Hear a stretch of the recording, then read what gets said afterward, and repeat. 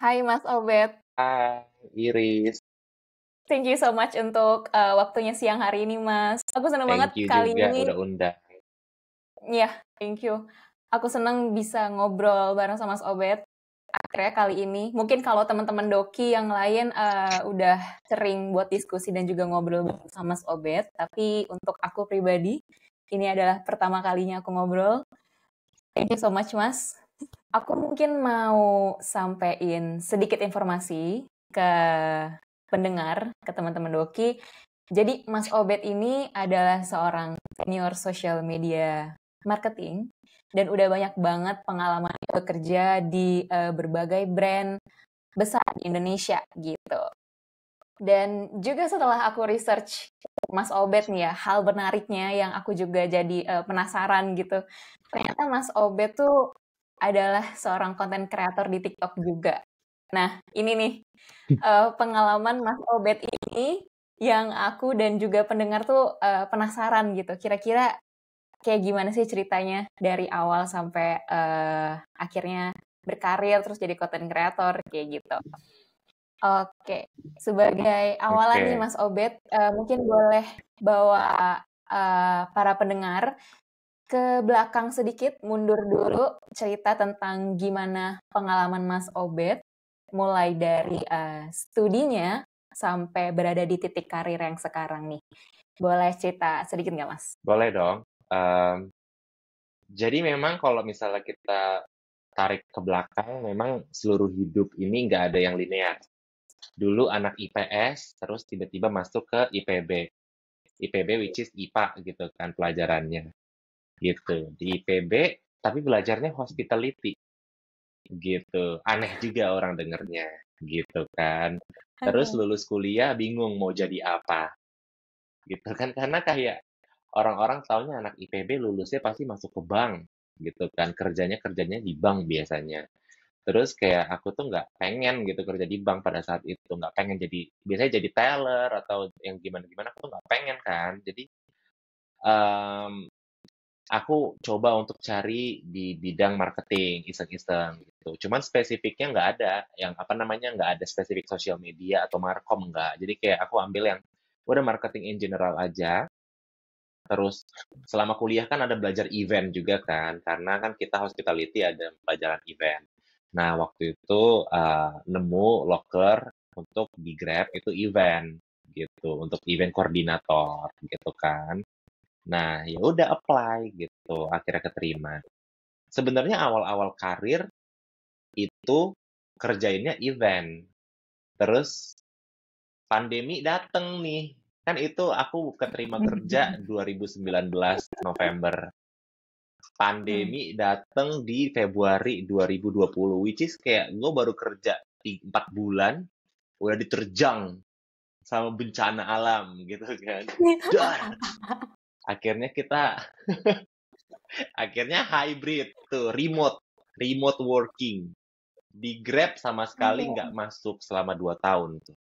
Kita sama sekali nggak Oh, sama sekali nggak masuk ke office selama 2 tahun. Kita remote full. eh Karena nggak ada event, mau ngapain nih anak satu, kan? Kontraknya masih berlanjut, tapi kita harus tetap mengutilize dia nih, gitu kan? Sampai kontraknya habis. Mungkin gue mikirnya saat itu kayak gitu tuh. Hingga akhirnya kita ada satu launching namanya communication platform. Jadi sebenarnya lebih ke markom sih. Jadi aku di-assign untuk ngerjain markomnya kita gitu. Nah, markomnya itu kayak ngehandle communication di WhatsApp, di email, di inbox gitu. Jadi aku kayak belajar copywriting tuh di situ. Belajar copywriting untuk bikinin communication, terus juga belajar apa sih copywriting untuk bikin artikel juga. Nah, tapi eventnya masih tetap jalan, tapi eventnya lebih ke webinar gitu. Jadi kan mulai luas nih marketingnya, selain belajar ya, event, ya. belajar juga tuh si markom dan lain-lain, si copywriting, Hmm, sama si apa sih stakeholder management lah bilangnya. Terus ya. dari tim kita, kan aku dulu handle-nya Grab Merchant kan, Merchant itu untuk yang handle restoran-restoran. Kita belum ada sosmed, terus kayak biasalah dari manajemen level kayak bikin sosmed kali, bikin sosmed gitu kan. kayak iseng-iseng tuh bos-bos gitu kan. Lah gue dalam hati siapa yang mau ngerjain nih sosmed gitu kan. Kok ya bisa-bisa ini gitu nyuruh bikin sosmed. Udah akhirnya bikin sosmed ya saya juga di-assign untuk jadi PIC sosmednya. Ya gitu hingga akhirnya kayak lebih enjoy ngerjain sosmednya. Sebenarnya bukan lebih enjoy sih, karena tantangan di sosmed itu lebih banyak dibandingkan yang lain. Kalau Hmm. di event, challenge-nya paling RSVP kan, seberapa yang datang gitu. Nah, itu tuh nggak masuk ke KPI. Yang masuk di Hmm. KPI ku itu waktu itu adalah sosmed gitu. Makanya jadi banyak fokus di sosmednya gitu. Lebih banyak nyari strategi untuk di sosmednya gitu. Makanya akhirnya sampai sekarang ngerjainnya sosmed gitu. Cuman sebenarnya background-nya marketing in general gitu. Even bisa dibilang marketing communication kali gitu. Hmm. Oke, ih keren banget. Nah, kalau aku coba hitung-hitung berarti ya, Mas. Pengalaman Mas Obet di sosmed itu berarti bukan cuma dari sosmed ya, berarti dari awal sebagai event ya, itu udah 4 tahunan, Mas, hampir 4 tahun. Iya, 2019 sampai 2024 udah 5 tahun. 5 tahun bahkan. Wow, Mm-mm. wow. Nah, pasti dalam waktu 5 tahun itu gitu ya, udah nggak asing sama yang namanya, tadi juga Mas Obet sempat singgung KPI, terus juga sama Mm-mm. matriks-matriksnya yang melekat di dunia sosmed lah gitu kita nyebutnya ya. Pasti Mas Obet tuh pernah mengalami suatu pencapaian yang mungkin ketika momen-momen itu gitu, bisa dikatakan golden momennya gitu ya, sampai membawa Mas Obet ke menjadi Mm. sekarang senior social media marketing gitu. Boleh cerita nggak Mas, kayak berbagi ke pendengar step-step untuk kayak increase mungkin dari si matrix-matrix tadi ada atau ada cerita-cerita menarik tentang bagaimana challenge-nya di kala itu hingga sekarang gitu. Ada nggak kayak suatu perbedaan itu? Oke. Kalau speaking of gimana sih ya cara achieve KPI waktu itu, jujur sih bener-bener meraba-raba ya. Karena kan Hmm. apa namanya, aku nggak ada background sosmed, terus atasanku pun nggak ada background sosmed gitu waktu itu. Mm-mm. Jadi kayak kita berdua udah meraba-raba. Cuman kita memang apa sih ditemenin sama tim sosial medianya yang whole social media Grab, mereka yang PIC-nya gitu. Nah, kita ditemenin, dibantu. Em, Kalau dari mereka sih basically memang ngasih kita suggestion yang sangat general lah ya gitu. Ya bikin konten yang menarik gitu kan, yang Mm. engaging, terus berinteraksi dengan followers Iya gitu. betul. Dan ya udah itu adalah PR yang sangat basic yang harus dilakuin dulu nih karena kan mungkin mereka ngelihat oh ini orang-orang memang belum mengerti soal ya udah kita kasih dulu hal basic ya udah itu hal pertama yang kita lakuin gitu. Hmm. Cuman kalau memang speaking of gimana caranya waktu itu tuh bisa nge-boost followers gede banget, Hmm. itu lebih ke arah aku sih bisa bilangnya ini harus spend budget sih memang. Cuman kita ngelakuin blast. Kita nge-blast ke ini, kan kita punya apa sih communication platform. Nah, kita nge-blast ke sana. Jadi kita targeting ke apa sih namanya ke merchant-merchant kita, ke potential followers kita. Kita nge-target ke sana, kita blast, kita kirim email, kita kirim WhatsApp, kita kirim apa namanya inbox di aplikasi gitu.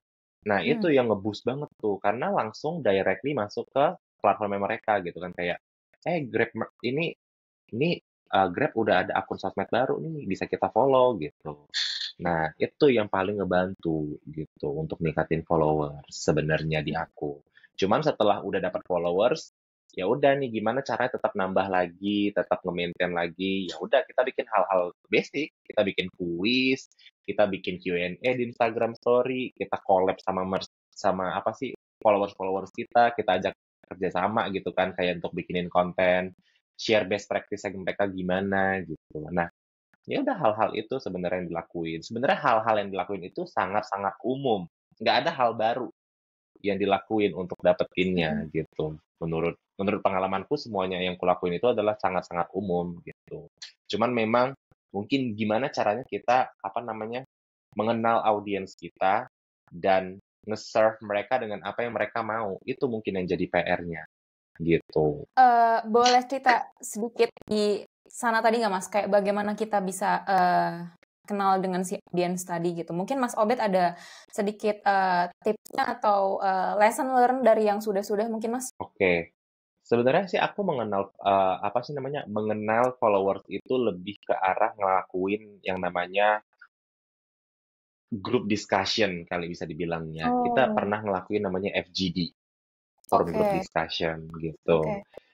Tapi itu kita undang offline, kita tanya-tanya mengenai sosial media dan mereka kayak mereka prefer konten seperti apa. Tapi itu udah di tahap yang memang agak tinggi. Awal-awal kita mengenal audiens kita dengan ngelihat performa gitu. Kita ngelihat performa dari setiap konten. Jadi kita bagi dulu nih kontennya, konten type-nya, Mm-mm. konten pilar, sorry. Kita bagi dulu nih konten pilarnya, A, B, C. Let's say ada 3 gitu kan. Nah, dari 3 konten pilar ini, kita bikin average performance-nya untuk si konten-kontennya gitu. Ternyata yang paling tinggi adalah yang A, yang edukasi. Which kita bisa secara nggak langsung kita bisa nge-convert itu sebagai, oh audiens kita suka konten yang edukasi karena performance-nya bagus di edukasi gitu. Mm-mm. Ya udah kalau kayak gitu kita akan apa namanya? Mikirin untuk nge-produce konten edukasi lagi ke depannya gitu. Terus kalau misalnya itu udah dilakuin, kita bisa juga untuk tanya-tanya di Instagram Story nih kan kita dikasih fitur sama Instagram Story untuk polling atau Q&A gitu kan. Mm-mm. Nah, kita bisa get to know our followers di situ, gitu. Kayak lagi yang dilakuin kayak tadi form group discussion kan offline, cuman ini kita bikinnya online. Kita tanya aja bikin Mm-mm. polling, kalian suka konten gimana? Yang belum kalian dapatin dari kita itu apa? We want to know apa sih your pain, apa sih the hole yang belum diisi itu gitu loh, Mm-mm. gitu. Jadi kita kebanyakan nanya sih memang ke audiens kita. Selain analisa ya kita nanya langsung gitu. Oke. Wow, seru banget. Aku sambil nyatet ya, Mas Obed. Mm-mm. Seru-seru. Untuk tahu user behavior yang sekarang gitu, Mas, algoritmanya itu kan pasti setiap platform juga udah mengupdate itu gitu. Nah, Mas Obed tadi sempat Hmm. mention di bikin IG story polling, udah gitu juga ngelihat engagement performa tiap platformnya itu apakah ada tambahan-tambahan tips lain? Oke, sebenarnya depends ya, ini apa namanya, akun kita ini targetnya kemana. Karena memang based on my experience, kan aku dulu waktu di Grab itu B2B. Jadi ngincernya apa sih, para orang yang nyari duit gitu kan. Jadi intinya mereka butuh kita gitu. Mereka butuh kita sebagai orang yang bisa nge-support bisnis mereka. Nah, Mm-mm. beda nih behavior-nya dengan sekarang yang aku kerjain. Yang sekarang aku kerjain, aku ngerasa kayak aku yang butuh mereka untuk memberikan edukasi, untuk memberikan uh, performa yang baik. Paham nggak? Jadi kayak aku butuh mereka untuk Oh, nge-like, aku butuh mereka untuk komen dan lain-lain oh, gitu.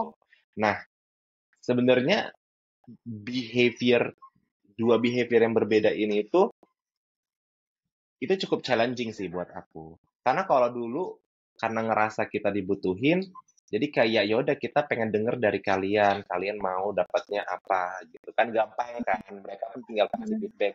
Oh, kita pengen ini, kita merasa ada kekurangan di sini, kita ngerasa kalian kurang support di sini. Cuman kalau sekarang kan eh, kita yang kayak butuh mereka gitu. Jadi untuk mendapatkan, untuk mengenal audiens kita. Nah, sementara sekarang kalau untuk mengenal audiens itu lebih challenging gitu. Akhirnya yang kita lakuin bener-bener pure performa konten gitu. Pure performa oh, konten nih yang kita pelajarin sekarang. Kayak ya udah kita lihat mana yang paling works video kita, konten kita seperti apa, materi apa yang paling di mereka sukain. Let's say mereka lebih suka yang light education, ya udah kita provide yang light education. Nah kayak gitu sekarang lebih kenalnya. Jadi kayak nggak ngelakuin hal-hal itu lagi dulu, yang kayak dulu aku lakuin di Grab. mm. Cuman sekarang udah nggak ke sana lagi sih. Jadi lebih ke arah kita memahami based on data aja gitu. Aku Hmm, setuju banget sama Mas Obed karena kita memang harus benar-benar melihat based on data audience itu suka dengan konten yang seperti apa, lalu kita create iya. dari hasil itu gitu. Tapi Mas, aku punya pertanyaan menarik, mungkin juga bisa jadi insight buat pendengar tuh kayak lihat kontennya ini Iya. lagi. Mungkin tim yang merasakan atau tim yang buat itu ada kesan rasa boringnya atau kayak bosennya itu gitu. Mas Obed merasakan hal yang sama nggak? Oke, pasti pernah sih, sering bahkan gitu kan, bosan sama konten yang kita bikin karena audiens kita maunya itu lagi, itu lagi. Cuman kita kan sebagai, let's say, Iya. content creator, bukan content creator KOL ya, tapi lebih ke orang yang membuat konten gitu, pasti jenuh gitu kan, kayak, aduh ide gue udah habis nih, kebetulan kalau lo minta gue bikin kayak gitu-gitu lagi, gitu kan. Itu pasti sering muncul gitu. Betul. Udah otak gue udah nge-stuck gitu. Ya akhirnya cara yang kulakuin adalah ya nge-mix match aja dengan konten lain, mau nggak mau gitu. Kayak mau nggak mau memang harus Oke. dikombinasiin. Pasti akan ada konten-konten yang nggak semua konten itu harus perform baik sih sebenarnya menurutku. Kayak pasti ada aja konten-konten yang tidak perform dengan baik dan itu tuh hal yang biasa gitu. Daripada kita juga stres sendiri mikirinnya gitu kan, mikirin ide, konten. Dan kadang ya, ini pengalaman pribadi sebagai orang yang bikin konten di akun sendiri, bukan sebagai pekerjaan ya. Oke. Aku ngeliat kayak kalau konten aku yang A nih bagus nih performance-nya, cuman konten yang B jelek. Aku coba lagi bikin konten aku coba lagi bikin konten A yang memang performance-nya bagus sebelumnya. Mm, Ternyata jelek mm, hasilnya, gitu. Nggak sama kayak yang sebelumnya. Nah, itu lebih pusing lagi tuh, gitu kan. Ini untuk yang mm, akun pribadi nih ya, Iya. gitu. Nah, jadi kayak kalau untuk akun pribadi sih aku lebih ke arah, ya udah deh, konten apapun nih gini, gue mikirin kalau orang suka gue, apapun yang gue posting pasti di-like. Udah, nggak usah gue pusing-pusing mikirin, Wow. gue harus posting ini, gue harus posting itu gitu. Makanya TikTokku pelan banget gitu loh naiknya. Gitu, nggak banyak FYP gitu kan, cuman aku tetap creating konten yang masih related ke apa yang aku omongin, ke apa yang aku pengen orang tahu gitu loh, dariku.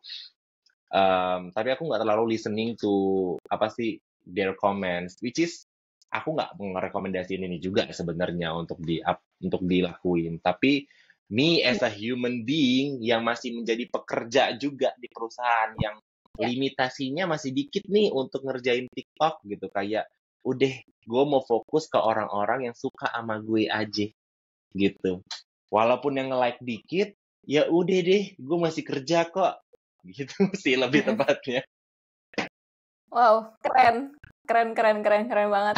Em, aku setuju sih, itu part yang menurut aku juga harus dimiliki oleh para kreator bahwa memang harus confidence ya udah. Nah, Mas, Mm-mm. itu jadi salah satu apa ya, hal yang ada di benak aku juga dan juga di teman-teman yang bekerja di dunia kreatif ini di sosmed, di konten gitu. Bahwa betapa sulitnya. Ini aku nggak tahu ya, mungkin Mas Obed juga kalau merasakan again and again, kita sharing di sini, aku suka banget untuk denger masukan dan juga tips Mas Obed yang udah mulai duluan. Itu kita bisa nih bikin konten untuk brand, untuk kantor kita sendiri gitu. Jago, bagus gitu. Tapi kenapa begitu sulit untuk bikin konten buat personal account sendiri? Untuk memulainya itu bahkan sangat susah gitu. Harus mikir keras dulu targetnya siapa, aduh mulai dari mana dan lain sebagainya.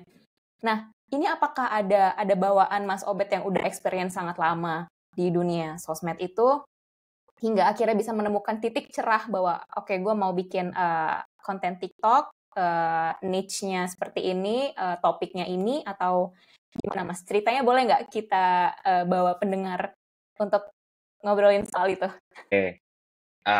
Nggak ada korelasinya antara pekerjaan dengan konten yang aku bikin di TikTok, karena brand dan juga akun pribadi itu two different things ya menurutku.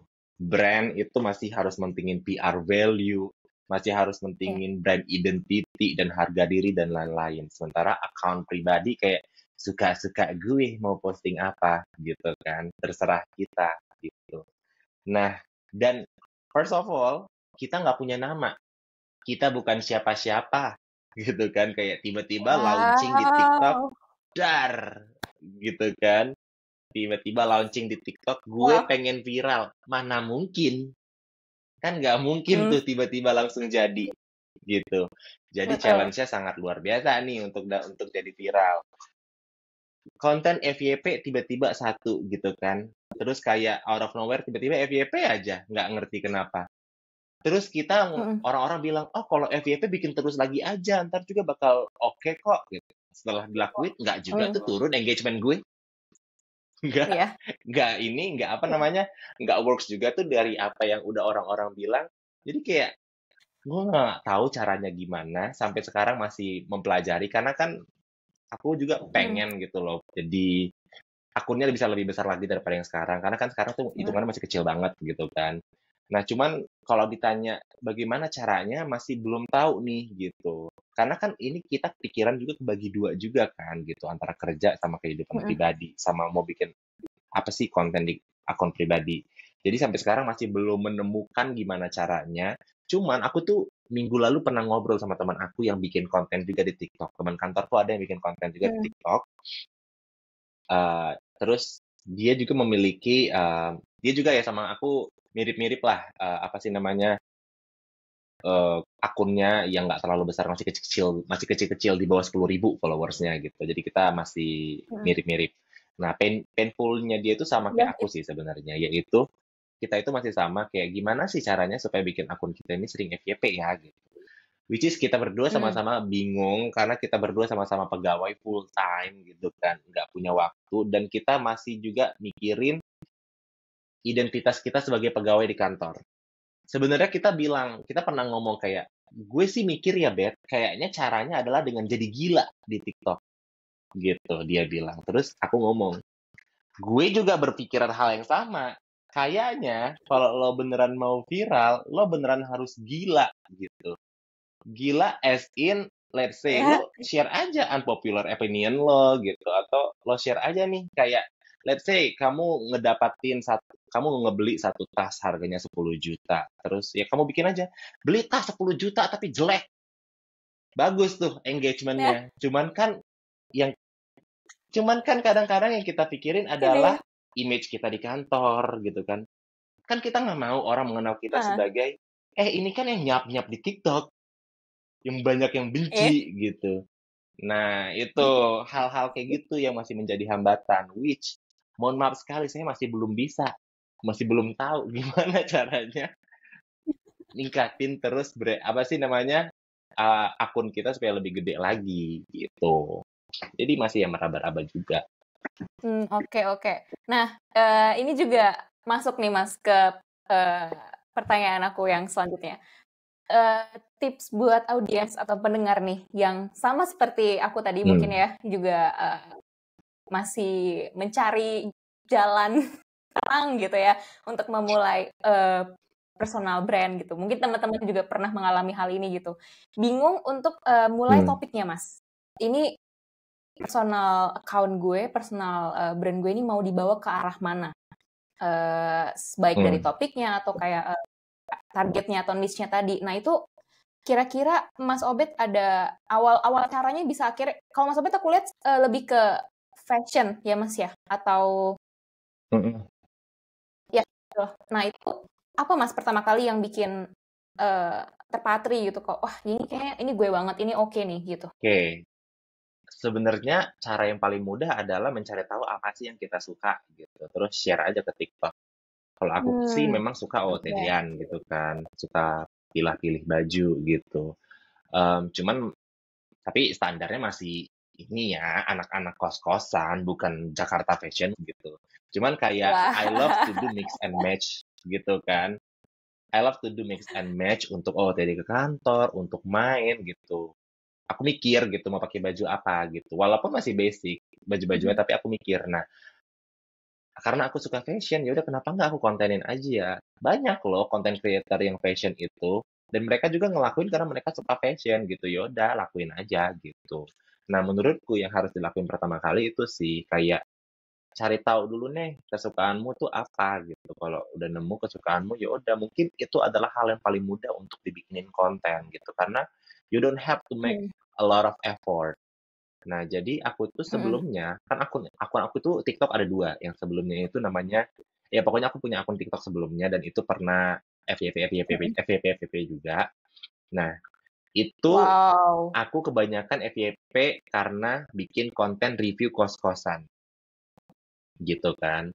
Cuman setelah dijalanin lagi, Wow. capek banget tiap hari nge-review kos-kosan. It's not me, gitu loh. Kayak gue harus kemana ke daerah Mampang, ke daerah Setiabudi, nge-record kos-kosan. Belum ada endorse juga nih by the way gitu. Tapi gue harus bikin konten. Harus sacrifice itu. Aduh, nggak usah deh. Karena kan kalau ngelakuin itu mesti ada budget. Budget transportasi. Gue Benar. sampai Setiabudi bikin konten review kos-kosan. Kalau gue nggak kehausan, gue mesti minum dulu, makan, dan lain-lain gitu. Kan budget kan. Gitu. Jadi kayak Wow. udah deh kayaknya gue stop deh bikin konten ini, bikin konten kos-kosan gue stop. Akhirnya aku switch ke konten lain gitu kan. Nggak Mm. works. Udah gue shutdown tuh account. Akhirnya akunnya udah aku diemin aja. Akhirnya bikin akun baru sih yang sekarang yang bahas fashion. Nah, lebih tidak stres Mm-mm. ngerjainnya karena kayak I have a lot of apa sih namanya baju di dalam lemari. Tinggal Mm. gunakan aja apa yang ada di sini gitu. Jadi kayak ya udah nggak usah pusing-pusing mikirinnya. Kalau dulu ya Allah gue stres banget sih udah nggak ada endorse, tapi kayak mesti nyari-nyari kos-kosan. Nggak deh. Oke, itu pertama kali yang tentang konten konten kos-kosan itu awalnya karena pengalaman pribadi Mas atau mungkin karena ada research dulu kira-kira apa ya yang dibutuhin sama audiens TikTok nih atau gimana? Gara-gara waktu itu memang lagi nyari kos-kosan, terus kayak ya kan kita kalau nyari kos-kosan kita rekam ya kosannya, terus kita kirim ke mama gitu. Mm. Yang mana yang bagus ya, Ma? Mm. Gitu kan. Betul, Akhirnya kayak betul. sayang juga nih video. Ah, kita edit ah gitu. Ah, Gitu. oke. Oke. Cuman kan kita nggak tiap hari nyari kos-kosan. Benar, benar, benar, benar. Berarti harus ada salahnya dulu dia kalau nentuin personal personal brand nih harus ada kelirunya dulu di awal sampai akhirnya bisa dapet yang sekarang kayak oke ini lebih nyaman nih, ini gue banget nih kalau di sini gitu. Jadi memang mesti tahu dulu nih sebelum kita buka TikTok, terus pengen jadi content creator, saranku sih ketahui dulu yang kita suka apa dan yang kayaknya capable untuk dilakuin itu apa sih gitu. Karena kan ada aja orang yang Mm, cuman ngomong doang juga viral gitu loh. Mungkin dia emang doyan iya betul nyakdam atau betul. memang nggak sengaja nggak tahu juga. Iya betul. Kalau buat awalnya sendiri Mas, kenapa milihnya TikTok untuk platform ya? Ada alasan sendiri Mm-mm. nggak Mas Obet? Makanya kenapa pilih TikTok karena aku ngerasa TikTok itu ngebantu untuk ningkatin algoritmanya TikTok sih menurutku. Algoritmanya TikTok itu ngebantu kita Oke. yang zero to something gitu loh. Jadi kayak tidak dikenal, dia bisa nge-boost nih kalau konten lo bagus, udah akan makin diboost sama TikTok gitu. Makanya aku pilihnya TikTok karena ada bantuan secara natural dari TikToknya sendiri gitu. Kalau misalnya di IG, aku kan main IG juga dan aku tuh ngerasa aku tuh Mm. seneng banget sih main IG. Cuman makin kesini aku ngerasa Instagramku kayaknya lebih cocok untuk jadi tempat flexing. Flexing as in kayak ya udah tempat estetika aja gitu. Kalau misalnya gue ke pantai gue capture Canggu babes gitu kan atau gue lagi makan-makan lucu kayak brunch gitu-gitu loh. Jadi kayak Betul, betul. aku belum mau switch that image yang menjadi yang apa sih yang lebih talkative, yang lebih quote unquote sampah gitu, belum mau. Untuk tadi Mas Obet juga sempat bilang sulitnya sekarang menjadi masih kayak 9 to 5 kerja 9 to 5 udah gitu punya personal branding juga yang harus diurus gitu harus di maintain segala macam untuk pembagiannya gimana Mas? Apa Mas Obet kalau personal branding memang seperti kita kerja di kantor ada konten pilarnya ada apa segala macam dan harus posting di jam-jam sekian tuh emang wajib atau gimana? Ada ada sistemnya sendiri nggak Mas? Yang mungkin bisa di-sharing ke pendengar. Oke, kalau untuk nge-manage akun pribadi sih, karena kan aku memang akunnya masih kecil juga kan, followers baru 5.000, Mhm. masih kecil banget. Cuman memang tidak ada yang namanya konten pilar kalau di aku. Jadi kayak ya Mmm, apa yang aku punya, ya udah aku posting. Let's say aku baru beli baju, ya udah dikontenin aja baju gue. Atau aku baru beli jam, mhm, ya udah dikontenin aja deh itu jamnya, gitu. Jadi kayak nggak ada konten pilarnya kalau misalnya untuk akun pribadi. Jadi ya mhm, lebih random sih. Kalau misalnya akun kantor kan, ya itu harus ada konten pilar, percentage-nya berapa. Kalau brand nggak boleh kebanyakan konten huru-hara, nanti nanti brand identity-nya atau PR value-nya rendah gitu. Gitu. Jadi masih mikirin ke sana kalau untuk brand. Cuman kalau untuk akun pribadi, I post what I want to post. Karena kayak mhm. I have limited apa sih materials gitu loh. Kayak materiku tuh Iya betul. limited, nggak punya banyak. Jadi kayak susah untuk bikin konten pilar gitu. Kalau misalnya tiba-tiba kita udah masuk konten pilar B, tapi itemnya nggak ada nih. Masa iya tiba-tiba kita harus beli? Mhm, Nggak mau sih gue. Gitu. mhm. Nah itu tadi salah satu, aku bisa bilang itu bottlenecks dari yang, bangun personal brand juga berarti ya Mas ya, untuk kayak Hmm. sulitnya kita kalau misalnya mau punya konten pilar ya nggak bisa maksain sesuatu yang memang kita nggak punya atau belum punya juga gitu Mm-mm. kan. Nah Iya, kalau untuk betul. oke, nah kalau untuk balik lagi ke brand nih Mas, kalau bottlenecks brand sendiri gitu, yang Mas Obet udah 5 tahun ini bekerja gitu, apa yang bisa Mas Obet lihat sih untuk yang sering ditemuin sama brand supaya bisa lebih relate itu sama yang audiens sekarang. Ada nggak Mas, strategi-strategi yang paling efektif untuk itu? Jujur sekarang aku juga masih struggling. Kalau misalnya untuk Instagram, kayaknya kita udah quite stable sih untuk aku di brand. Mmm, Tapi untuk TikTok kita memang, apalagi perusahaan aku sekarang TikToknya memang masih baru buka juga kan. mhm, Dan kita memang mhm, benar-benar lagi nyari tahu nih, kayak mana sih caranya kita bisa survive atau bisa riding the wave di TikTok gitu. Mmm, Ya hal-hal yang kita lakuin sekarang adalah hal-hal yang sangat basic juga, yaitu ngikutin social media trend. Karena kan di TikTok itu social media trend itu kan cukup cepat berlalu gitu. Nah, kita coba mhm, cari cara untuk um, ngelihat ngelisting social media trend ini ada apa aja. Terus kita cek possibilities-nya, yang mana sih yang brand kita ini bisa tap in tanpa harus menurunkan kualitas atau standarnya kita gitu. Udah mhm, beres kayak gitu, udah akhirnya kita produce. Nah, memang untuk brand sendiri itu lebih lama prosesnya daripada kayak personal account. Kayak mhm, diobrolin dulu, apalagi perusahaanku kan agak konvensional kan, jadi kayak harus diobrolin dulu sama atasan gitu, menurut Bapak ini gimana ya Pak? Gitu, masih harus mhm, mikirin itu kan. Karena kan, mhm. mmm, nanti kalau misalnya ada apa-apa, saya tidak mau disalahkan, gitu. Jadi kayak Iya, tetap harus betul. nanya ke atasan dulu, gitu. Nah, jadi sampai sekarang aku masih mencari tahu, cuman konten-konten, di kantorku yang memang menurutku works itu, kita terus produce sih. Jadi kayak, ya jangan lupa aja untuk ngikutin tren yang ada di sosial media. Cuman know your limit, know your brand identity, jangan karena mau ngikutin tren dan sosmed, jadi kayak lo maksain dirimu, gitu. Jadi, Mhm, aku tuh agak kurang setuju dengan ini sorry ya, tapi aku tuh agak kurang setuju dengan agensi-agensi yang men-encourage brand-nya untuk, "This is TikTok, lo harus nyampah di TikTok." No, gue tuh nggak setuju dengan hal-hal kayak gitu. Menurutku mhm, kayak kita semua ini brand, especially brand itu punya value. Jadi kayak ya kita harus tetap iya, menjaga itu. Gitu sih. Jadi dan itu membuat kita semakin sulit untuk mendapatkan performance yang bagus, engagement yang bagus dan mhm. lain-lain gitu. Itu tadi kita ngobrolin soal tren ya Mas, memang harus Hmm, ya riding the wave segala macam gitu. mhm, Kalau, di tahun 2025 nih Mas, ke depan, hmm, ini, sedikit jauh ya. sedikit lompat jauh ya, udah di depan mata nih tapi Desember nih. Itu, Betul sih. ada nggak kira-kira, dari ini, POV Mas Obet untuk, aku bagi 2 ya Mas, POV Mas Obet untuk, brand dan juga POV Mas Obet, as a personal, account gitu.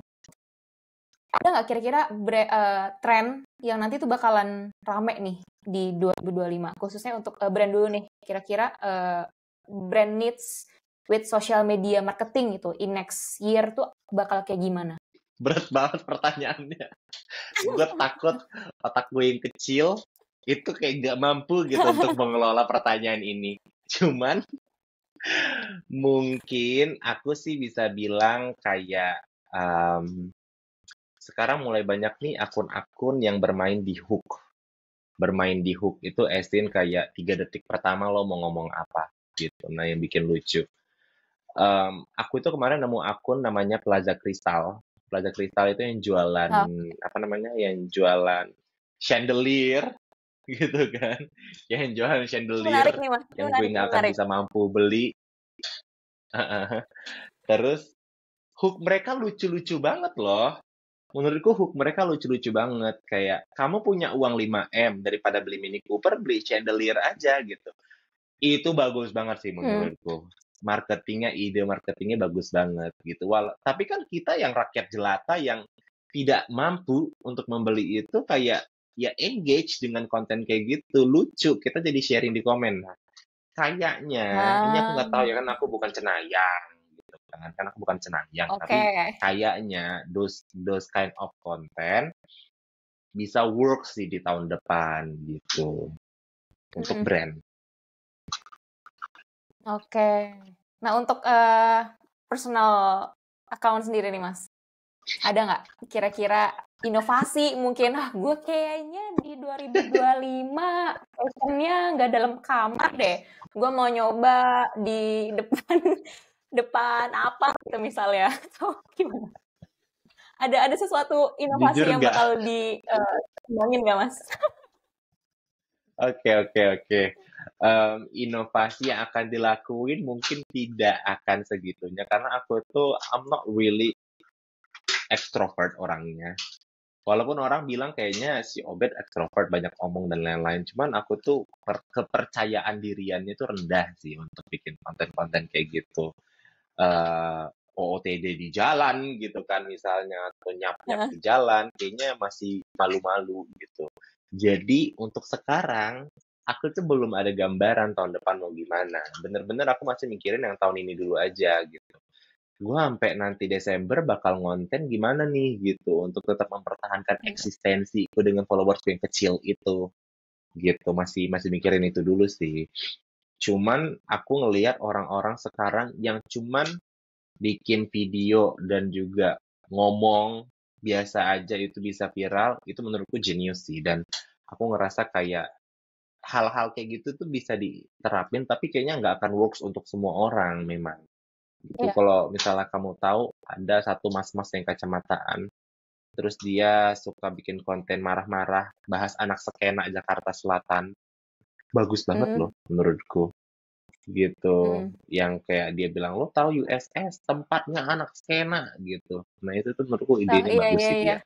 Cuman memang itu nggak akan bisa diimplement ke semua orang juga sih gitu. Nah kayaknya hal-hal sederhana kayak gitu tuh bisa works juga di tahun depan. Cuman ya balik lagi, know who you are juga sih, nggak serta merta kayak dia works, gue bakal works juga gitu, enggak.